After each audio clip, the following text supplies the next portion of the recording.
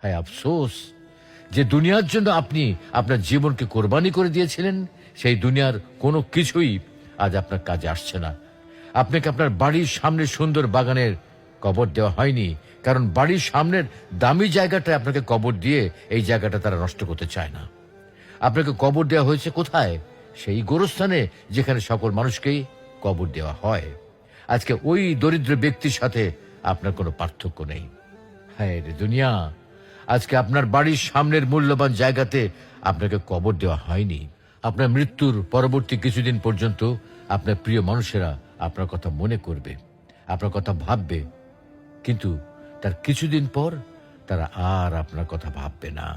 তারা প্রত্যেকেই নিজ নিজ কাজে ব্যস্ত হয়ে যাবে। খুব দ্রুতই আপনি তাদের কাছে হয়ে পড়বেন এক অতীত। আপনি আপনার প্রিয়জনদের জন্য অর্থ উপার্জন করতে গিয়ে আপনার নিজের কথা ভুলে গিয়েছিলেন, আপনি আখিরাতের কথা ভুলে গিয়েছিলেন। কিন্তু হায় আফসোস, আজকে এই সব কিছুই আপনার কোনো কাজে আসছে না। অতএব প্রিয় বন্ধুগণ, সময় থাকতে সাবধান হন।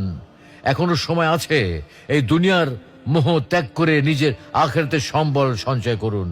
আপনার আখিরাতের পাথেয় এখনই গুছিয়ে নিন, কারণ আপনার সম্পদ থেকে যদি আপনি নিজেই দান করতে না পারেন, তাহলে আপনার মৃত্যুর পর আপনার সন্তান সন্ততিগণ কেউ কিন্তু আপনার জন্য কিছুই করবে না।